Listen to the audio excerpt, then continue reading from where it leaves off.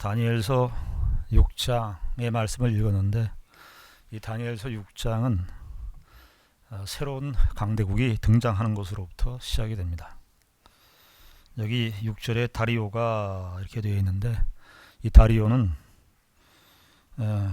31절에 보면, 5장 31절에 보면 메대 사람 다리오가 날이 얻었는데 그때 다리오는 62세였더라 해서 메대 페르시아 제국이 바벨론 제국을 무너뜨리고 새로운 정권을 세우던 때였습니다. 그토록 강성했던 바벨론 제국, 그 고대 하늘 정원까지 만들어서 엄청난 그 위세를 떨쳤던 그 바벨론 제국은요, 70년을 못 버티고 무너지고 맙니다. 흔적도 없이 사라지고 메대와 페르시아 제국이 그 자리를 차지하게 됩니다. 그 일대 왕이 다리오였는데, 오늘 6장은 바로 그 시대를 배경으로 하고 있습니다. 다리오 왕은 제국의 왕이 되자마자 모든 제국의 왕들이 그러듯이 중앙 집권식 통치를 확고히 세우기 위해서 나라를 120명의 지방 행정관들을 세웁니다. 6장 1절입니다. 다리오가 자기의 뜻대로 고관 120명을 세워 전국을 통치하게 하고, 그 나라의 그 지방의 규모나 이런 것들이 다르겠습니다만 우리나라가 행정구역이 8도잖아요. 근데 아마 이때는 120명의 지방 행정관을 세울 정도니까 메데 페르시아 제국도 바벨론 제국보다 역사 기록에 의하면 더 넓었다 그래요. 그러니까 120명, 에스더서 같은 데 보면 127명, 127개의 도로 하니까 뭐 제국의 강대함이나 그들이 가진 제국의 영토는 뭐 이루 말할 수가 없을 정도로 넓고 거대했다고 할 수 있겠습니다. 그런데 이 제국의 통치자들이 항상 그 염두에 두는 것은 무엇이죠? 자기의 통치권을 확고히 하는 거예요, 항상. 그래서 이렇게 넓은 나라가 좋긴 한데, 넓은 지역을 통치하는 건 좋은데, 그 넓은 나라 통치할 때 위험스러운 것이 뭐냐면은 반란이 의심되거든요.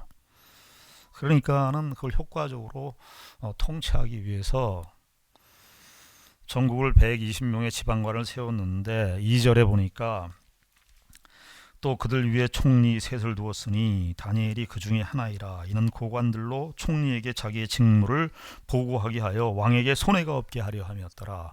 120명의 지방 행정관을 세웠는데, 보니까 그거 가지고도 이 다리오 왕은 마음에 안 차는 거예요. 그래서 그 120명을 관할할 수 있는 3명의 총리를 세웁니다. 그러니까 한 명당 아마 40명씩 40지역의 도를 한 총리당 40지역의 도를 둬서 관할하게 했던 것 같아요. 근데 왜 3명의 총리를 뒀냐? 한 명의 총리만 두면 되는데 왜 3명의 총리를 뒀냐? 이건 아마도 추측컨대 경쟁시키기 위해 하는 거예요. 총리들끼리 경쟁시키죠. 제국의 통치자의 통치권을 확보하려면은 부하 밑에 있는 사람들을 이렇게 세울 때 총리 셋을 둬가지고 서로 경쟁 체제를 만들어요. 그래서 다리오 왕이 이제 새로운 제국의 시대가 이제 열렸으니까 가장 중요한 게 통치권을 확보하는 일이었어요.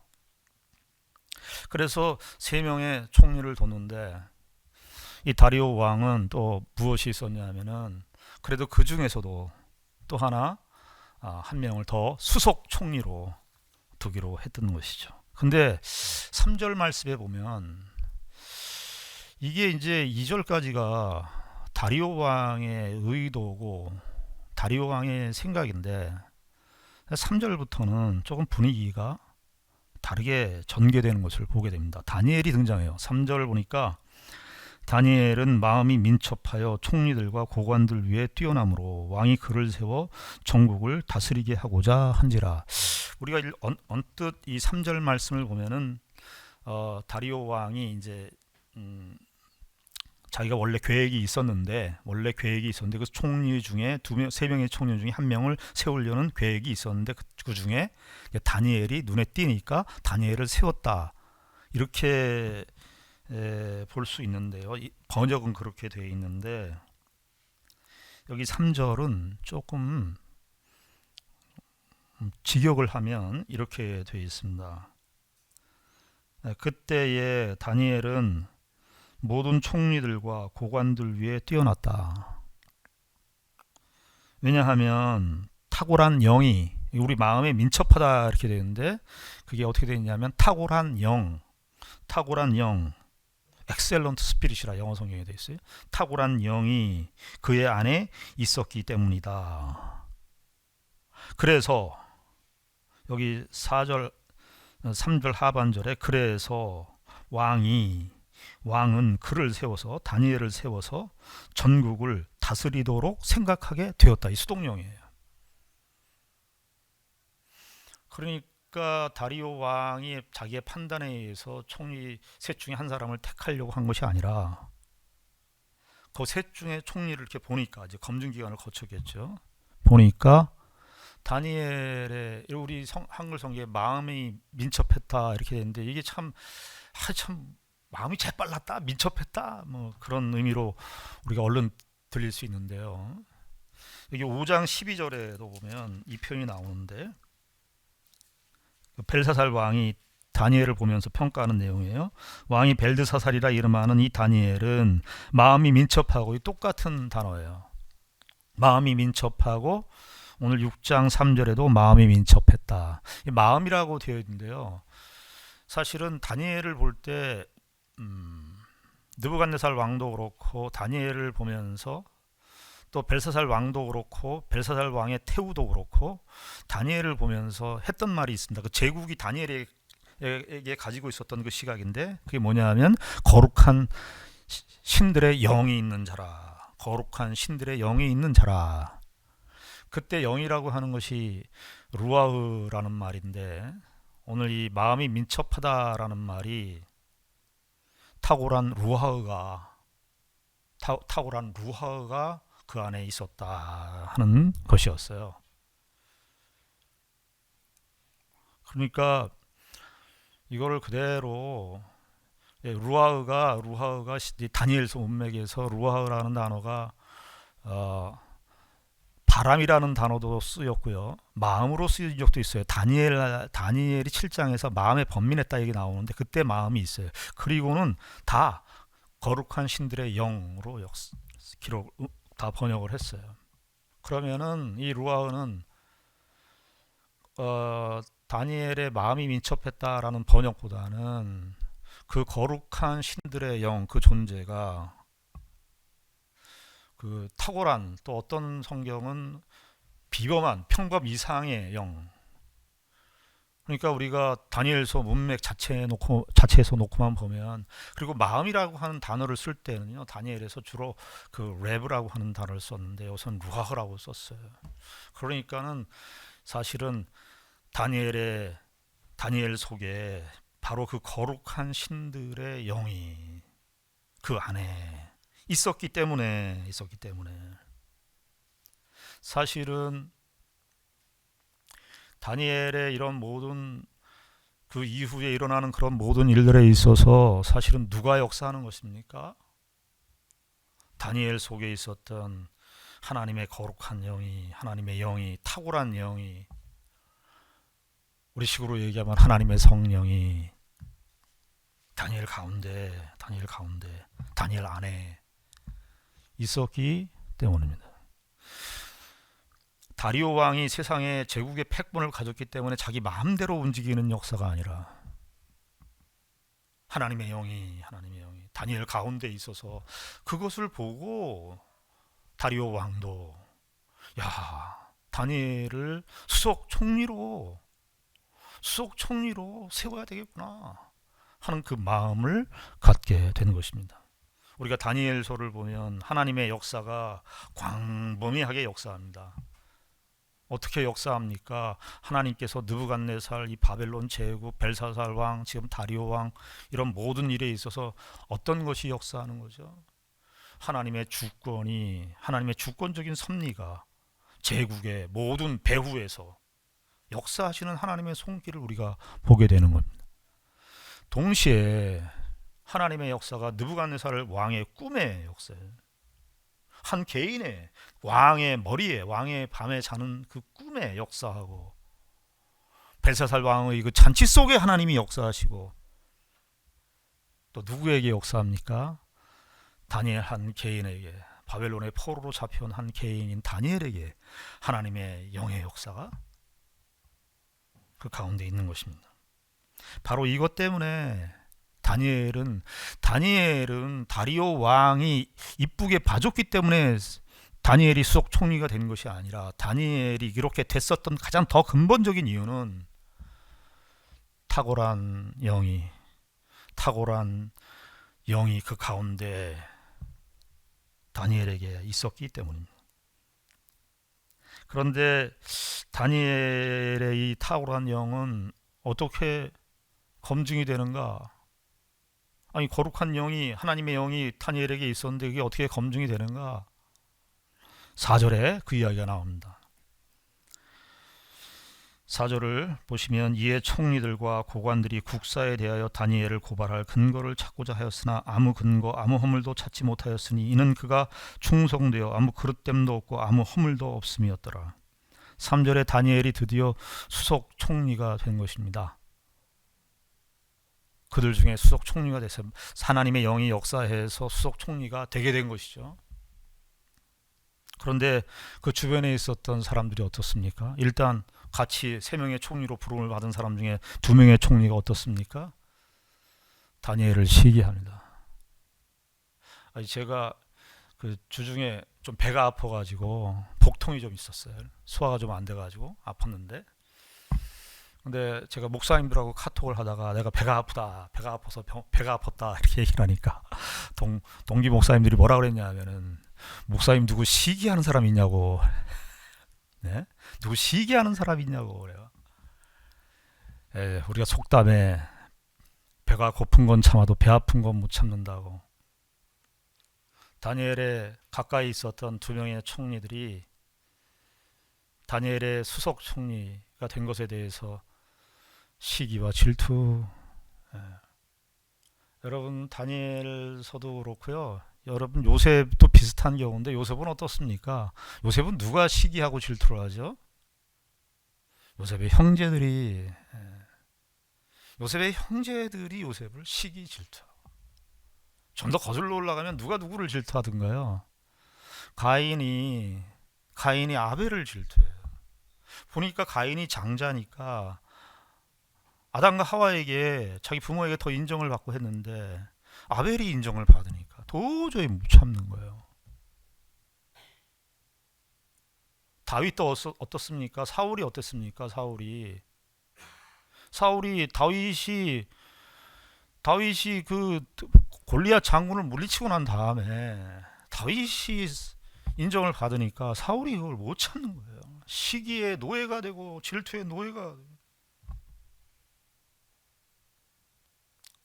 총리들과 고관들이 얼마나 집요하게 했냐면, 우리 성경에는 간단하게 기록되어 있지만은요, 다니엘의 진짜 먼지를 찾으려고 아주 철저한 청문회 이 정도가 아니고요, 다니엘의 모든 것을 다 샅샅이 수색했어요. 여기 4절에 보니까, 이에 총리들과 고관들이 국사에 대하여 다니엘을 고발할 근거를 찾고자 하였으나, 여기 총리들도 나오고 고관들이 나와요. 고관들은 누구냐 하면 이 120명의 행정관들이었어요. 세웠던 행정관들도 2명의 총리와 함께, 그러니까 122명이 다니엘 하나를 놓고 국사에 대하여 다니엘을 고발할 근거를 찾고자 했다는 거예요. 예전에 2007년도인가에 왕화라고 하는, 중국 당나라 말기에 왕화라고 하는 영화를 만들었어요. 왕화. 그게 뭐 스토리가 정확하게 기억은 안 납니다만은 큰 내용은 이거예요. 왕비가 왕을 향하여 반란을 일으키는 내용이에요. 왕이 통치하는 게, 자기 남편이 통치하는 게 마음에 안 드는 거예요. 그래가지고 왕후가 반란을 일으킬 이제 음모를 꾸미는데 자기의 책사를 데리고 와요. 그 책사, 가까이 있는 지근의 책사를 데리고 왔는데 책사에게 묻습니다. 저 왕을 죽이기 위해서 가장 치명적인 독을 가져와라 그래요. 근데 그 책사가 했던 말이 기억이 나요. 그 독을, 가장 치명적인 독을 가져왔느냐? 왕후가 묻습니다. 그 책사에게. 책사가 예, 무서운 독을 찾았습니다. 가장 무서운 독이냐? 치명적인 독이냐? 딱 한 번에 그냥 죽일 수 있는 그런 독이냐? 네, 그렇습니다. 무슨 독이냐? 사람입니다. 사람의 독이 가장 치명적이고 무섭습니다. 여기 제국에 우리가 다니엘을 서니까 다니엘의 관점을 가지고 우리가 성경을 읽어 나갑니다만은 다니엘의 역사, 하나님이 선택한 이스라엘인 다니엘의 역사, 이 역사를 통해서 우리가 이 성경을 이렇게 읽어 갑니다만 그 주변의 강대국들의 제국의 음모, 배신, 여기 아마 다니엘이 122명의 그 행정관과 총리들이 아마 바벨론, 이 페르시아 제국이 새롭게 이제 나라를 이렇게 세웠지만 이 사람들도 행정을 하려면 바벨론 제국에 있었던 사람들을 썼어야 됐을 거예요. 행정 조직을 갖추려면 그 사람들의 도움을 받았어야 했어요. 그러니까 아마 이 122명의 사람들 중에 다니엘하고 오랫동안, 다니엘도 한 80, 이때가 80세니까 공직 생활을 오랫동안 해왔었습니다. 친분도 있었고 인연도 있었을 텐데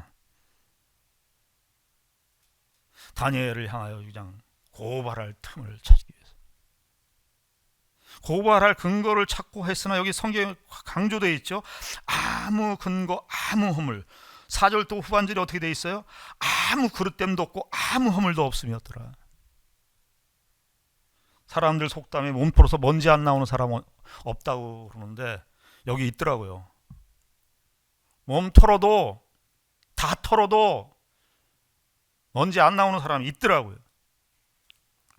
그런데 여기 보시면은 4절에 보시면 이게 다니엘이 정말 하나님의 거룩한 영이 있었어요. 하나님의 거룩한 영이 있었는데 그 거룩한 영이 있었다는 그 신앙의, 그 하나님과의 거룩한 교제 속에 하나님이 그 안에 거하시고 탁월한 영이 그 안에 있는 존재인데 그것으로 끝나는 것이 아니라 다니엘은 그가 처한 삶의 조건 속에서 하나님의 백성됨이 무엇으로 나타나는가?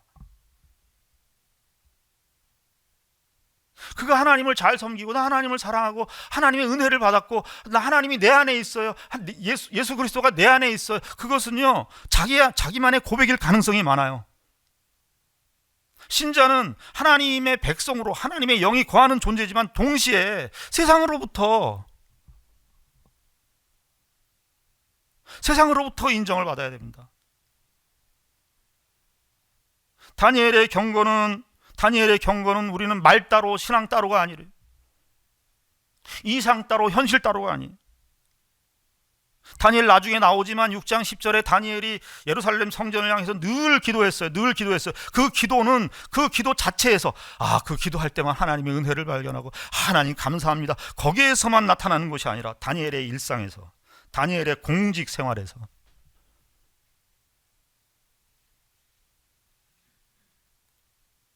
아무 근거, 아무 허물.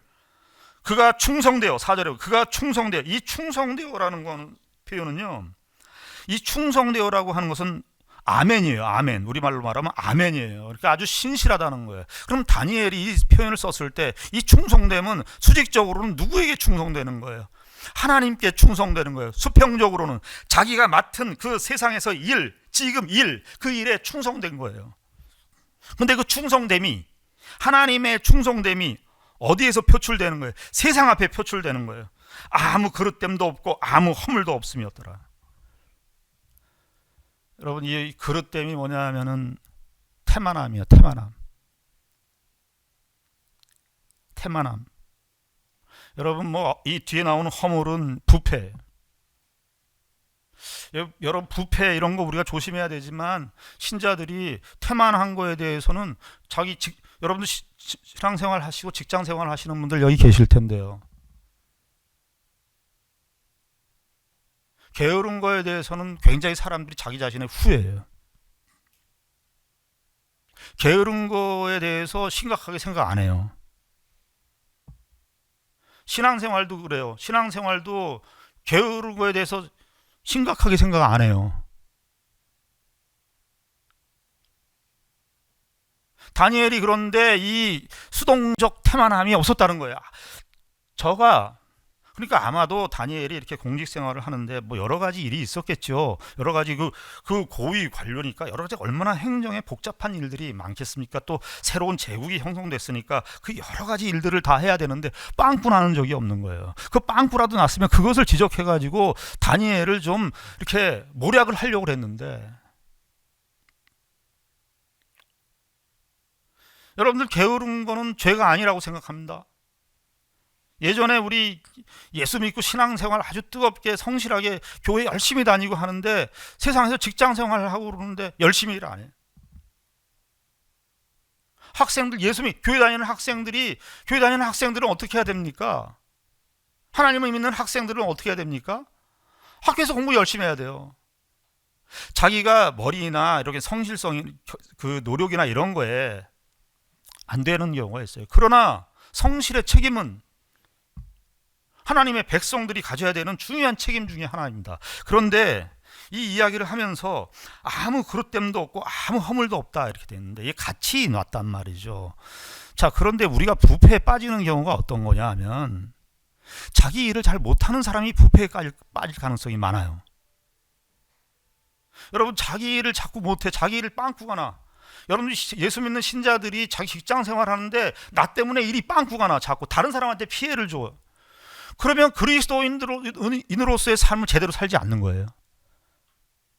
그런데 왜 이 자기 생활에 태만한 사람이 부패와 관련되는가? 가만히 생각해 보니까 자기 일을 제대로 못하니까 자꾸 인맥을 동원하려고 그러고 다른 것으로 자꾸 자기의 존재와 자기의 존재 가치를 다른 것으로 자꾸 입증하려고 그러는 거예요.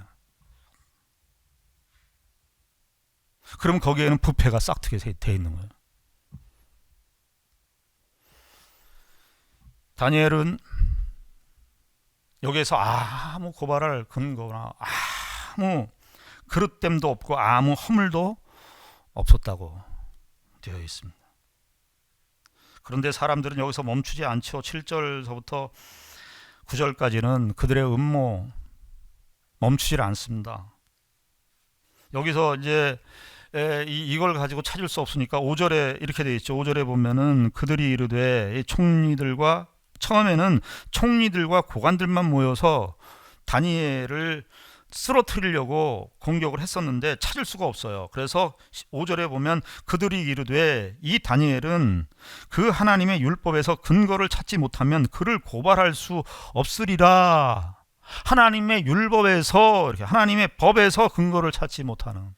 그러니까 이 사람들이 지금 결국에는 다니엘의 약점을 무엇을 찾았냐 하면 율법으로 찾았는데, 그 율법이 뭐냐 하면 다니엘이 예루살렘 성을 향하여 기도하는 그것이에요. 예루살렘 성을 향해서 기도하는 것이 1계명과 2계명을 의식하는 거거든요. 다니엘이 하나님을 향해서 예배하고 하나님만이 참 신이고, 이 바벨론 신이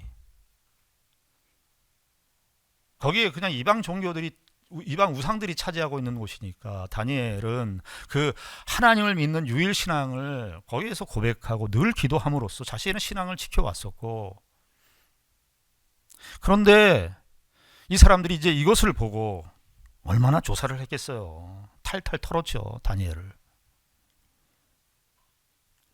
있는 거 없는 거 싹 다 털어가지고.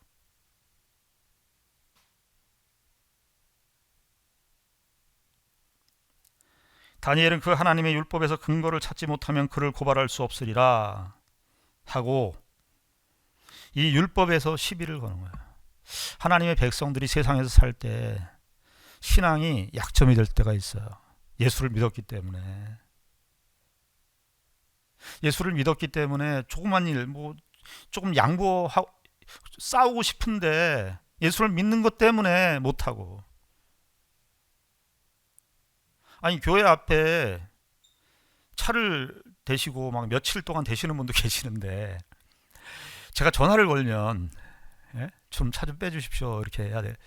근데 화가 나잖아요. 근데 교회 입장이니까 화를 낼 수가 없어요. 좀 치워주시겠습니까? 우리 예배 시간이 수요일 예배 시간이 7시 반에 있는데요. 7시 반까지만 치워주시면 됩니다. 아주 공손하게 해야 돼요. 우리가 왜 그렇죠? 신앙을 가졌기 때문에. 이건 조그마한 일이지만 다니엘은 여기 근데 이 5절에 처음에는 총리들과 고관들이 이 음모를 생각했습니다만 이제 7절에 보시면 나라의 모든 총리와 지사와 총독과 법관과 관원이 의논했다. 그러니까 처음에는 122명이 총리와 그 행정관들만 모여서 의논했다가 누구까지 모였어요? 총독, 법관, 관원 다. 그 밑에 있는 사람 다 모였는데 중요한 것은 누구를 모았다는 거예요? 법관을 모았다는 거예요. 법관. 그래서 법을 세우는 겁니다. 그 법의 내용은 무엇입니까? 여러분도 읽어서 알겠지만 30일 동안 다른 신에게 절하거나 다른 신에게 구하면 왕에게만 구하고 왕에게만 절을 해야 되는데 구해야 되는데 만약에 그 행위를 하지 않고 다른 신에게 구하는 자가 있다면 사자굴에 넣을 것이다 하는 거죠. 왜 법관이 있었겠어요? 조소를 써야 되니까. 그러니까 이 조소를 쓰게 하는 이유는 이 사람들이 얼마나 계획적이냐면 조소를 써서 누구를 일단 법에 걸려들게 하는 올무에 걸려들게 하는 거냐 하면 다니엘을 일단은 올무에 걸려들게 하고 또는 또 누구를 염두에 뒀냐 하면 다리오 왕을 염두에 둔 겁니다. 만약에 왕이 이렇게 다니엘을 보니까 마음이 민첩하고 우리 하나님의 영이 그 안에 있어서 참 호감이 가는 거예요. 다리오 왕의 입장에서 보니까 성이 같은 닷이라서 그런 게 아니라 다니엘을 보니까 마음이 호감이 가요. 이 다리오 왕 입장 일도 잘하고 이렇게 일도 잘하고 부정부패 연루도 안 돼 있고 이러니까 다리오 왕 입장에서는 이 다니엘이 너무너무 소중한 존재인 거예요. 제국이 지금 처음 세워지는 이런 시점인데 이 많은 사람을 어디서 찾겠어요. 그런데 이 신하들이 총리나 공관이나 거기 지사 거기 다 동원된 모든 사람들이 이 왕이 만약에 이렇게 호의적인 마음을 갖고 있는데 다니엘에게 조금이라도 또 우리가 뭔가를 했는데 다니엘을 살려줄 것 같으니까 아예 왕도 스스로 꼼짝 못하도록 조서를 만드는 거예요. 그래서 왕으로 하여금 그 도장을 찍게 만듭니다. 왕이라는 게 가만히 보면요 마음대로 못해요. 신하들에 의해서 움직이는 것. 근데 신하들도 마음대로 안 돼요. 여러분 그런데 다니엘이 어떻게 합니까? 이 일을 겪고 9절에 이에 다리오 왕이 조소에 왕의 도장을 찍어 금령을 내니라. 10절에 보면 다니엘이 이 조소에 왕의 도장이 찍힌 것을 알았다. 저와 여러분들이 이런 상황이었으면 어떻게 했을 것 같습니까? 다니엘은 억울하죠. 나는 잘못한 것도 없는데. 사람들이 TV나 이런데 이제까지 우리 지나온 역사 속에 대한민국의 역사도 보면 어떤 사람이 부정부패에 걸려들어서 남은 사람들이 나 잘못한 거 없어요. 나 떳떳해요. 항상. 난 억울해 항상 그러는데 다니엘이 그렇게 할 만하지 않습니까?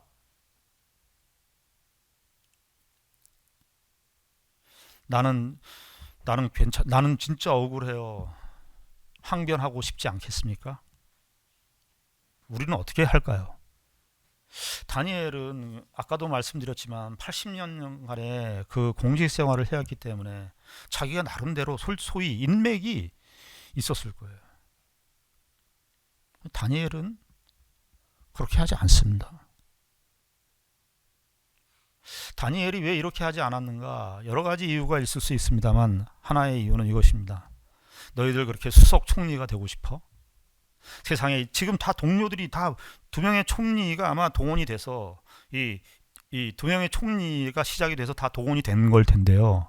그리고 다니엘에 대해서는 우리가 나중에 6장 13절에 보면 이들이 하는 얘기가 뭐냐면 포로로 잡혀온 유다 자손 주제. 포로로 잡혀온 유다 자손이라 그래요. 포로로 잡혀온 유다 자손은 다니엘이 이 바벨론 땅에 왔을 때부터 바벨론 제국에서도 꼬리표처럼 있었던 거예요. 그런데 다니엘 주제에 이것을 누려. 포로로 잡혀온 유다 자손 주제에 이걸 누려. 이 영광을 누려. 이 수석 총리가 되는 그 영광. 다리오 왕 둘째 가는 그 자리에까지 누려. 벨사살 왕 때도 셋째 통치자가 됐는데 그 이후에 정권이 바뀌었는데도 이것을 누려 받아들일 수가 없었던 거죠. 사람들이요, 한번 어떤 사람에 대한 그 관점이 이렇게 딱 형성되면 안 바뀌는 것 같아요. 바벨론 때도 아리옥이 느부갓네살 왕에게 소개하면서 뭐라 그래요? 포로로 잡혀온 유다 자손이라 그래요. 벨사살 때는 어땠어요? 벨사살이 그 다니엘을 보면서 뭐라 그러죠? 네가 포로로 잡혀온 유다 자손 아니냐? 그런데 6장 13절에 보면 이렇게 돼 있어요. 그들이 왕 앞에서 말하되 이르되 그들이 왕 앞에서 말하여 이르되 왕이여 사로잡혀 온 유다 자손 중에 다니엘에게 늘 붙어 있었던 꼬리표였어요. 다니엘 생애 속에서 바벨론의 포로로 잡혀온 다니엘의 80세 지금 이때까지 세상이 제국이 바라보는 다니엘을 향한 시각이었어요. 변하지도 않고 바뀌지도 않아요. 죄라고 하는 것이요, 우리가 어떤 사람에 대해서 한번 딱 짚고 보기 시작하면은 그걸 바꾸질 못해요. 우린요, 사람을 다 알지 못합니다. 우리가 사람을 안다는 거는요, 사람을 안다는 건 그 사람의 객관적인 정확한 사실을 안다는 게 아니라 그 사람이 가진 어떤 행동, 그 사람이 가진 어떤 발언들, 그 사람이 전체적으로 보여주는 어떤 느낌이 내 안에 있는 거, 그 사람의 상이 내 안에 있는 것이지 그 사람 자체는 아니라고요. 우리는 어떤 사람이 무슨 한 말, 툭 던지는 말, 그 말 하나에 상이 형성이 돼 버려요. 안 바뀌어요. 그 사람이 아무리 좋은 일하고 선한 일해도 안 바뀌어요. 다니엘은 그런데 그거 억울해했습니까? 억울해하지 않았습니다. 다니엘이 왜 그랬는 줄 아세요? 이렇게 바벨론의 포로 사로잡혀온 유다 자손이라는 이 평가를 받으면서도 억울할 텐데, 다니엘이 나는 포로로 잡혀온 유다 자손이면 내가 열심히 일해서 성실하게 일해서 나 이만큼 이 자리에 온 거야. 나에게 아무런 잘못이 없어. 너희들도 그렇게 살아야 될 거 아니야? 너희들이 나를 고발할 수가 있어? 얼마든지 할 수 있겠죠. 근데 다니엘은 그 길을 가지 않습니다. 이게 기독교입니다. 이게 기독교예요. 여러분, 다니엘을 보면 예수님의 모습이 보여요. 예수님께서 십자가에 못 박히실 때 정치적으로는 헤롯과 빌라도가 아주 견원지간이었습니다. 물과 불과 같은 존재였어요. 그런데 그때 예수님을 죽일 때 의들이 어떻게 해요? 하나가 돼요. 친구가 되었더라 그래요. 종교적으로는 바리새인과 사두개인들이 원수지간이었습니다. 그런데 예수님을 죽이는 데는 하나가 됩니다. 그러니까 온 세계가, 온 이방 모든 이 세상의 모든 사람들이 예수님을 죽이는데 다 앞장섰어요. 근데 예수님이 어떻게 하시죠? 여기가 기독교가 갈리는 지점이에요. 여러분, 제발 이걸로 우리가 가야 돼요. 억울해서 못 참겠어요. 사람들이 정의 중독이에요. 서로 다 정의롭대요. 서로 다 옳다 그러고 서로가 다 맞았다 그러고. 그러니까 싸움이 끝나지 않아요.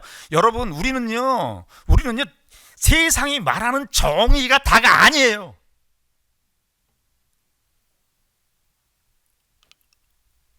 예수를 믿는 사람들은 그 길이 아니에요. 예수님이 어떻게 했어요? 너희들 다 틀렸다 이놈들 그랬어요? 그들을 위해서 십자가를 져요.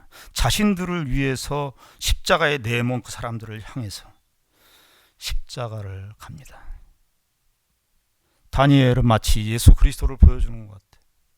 많은 사람들이, 주변의 동료들이 자기를 다 공격하고 모략을 했지만 다니엘은 아무 말 하지 않습니다.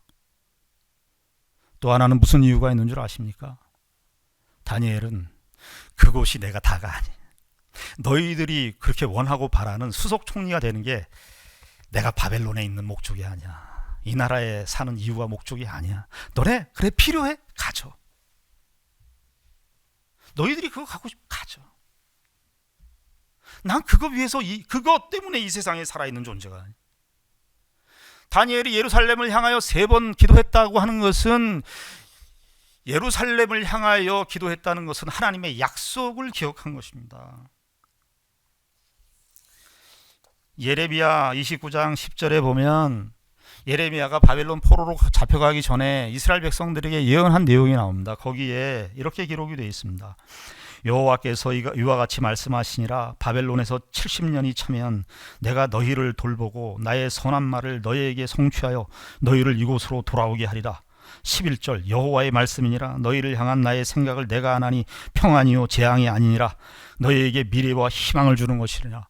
이스라엘 백성들아, 바벨론의 포로로 잡혀갈 것이다. 근데 너희가 끝이 아니다. 그게 끝이 아니다.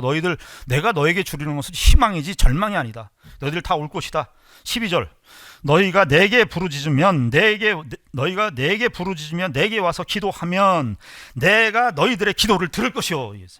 너희들이 바벨론의 포로로 잡혀가서 너희들이 그때 기도하면 그때 내 기도를 들을 것이요. 너희들의 기도를 들을 것이요. 13절 너희가 온 마음으로 나를 구하면 나를 찾을 것이요 나를 만나리라. 다니엘은 이 예레미야 선지자의 말씀을 기억하고 나중에 9장에 나오면 다니엘의 기도가 나오는데 예레미야의 이 예언을 말씀에 담아둔 거예요. 다니엘은 예루살렘 성전, 그 장소적인 성전일 뿐만 아니라 하나님의 약속을 바라본 것이죠. 하나님의 약속이 자기의 전부였어요. 하나님의 약속, 하나님의 말씀을 따라 사는 것이, 하나님의 말씀, 하나님께서 약속하신 그 약속의 나라로 향해서 가는 것이 그의 인생의 최고의 목적이지, 바벨론에서, 페르시아 제국에서 수석 총리가 되는 것이 그의 인생의 목적이 아니었습니다.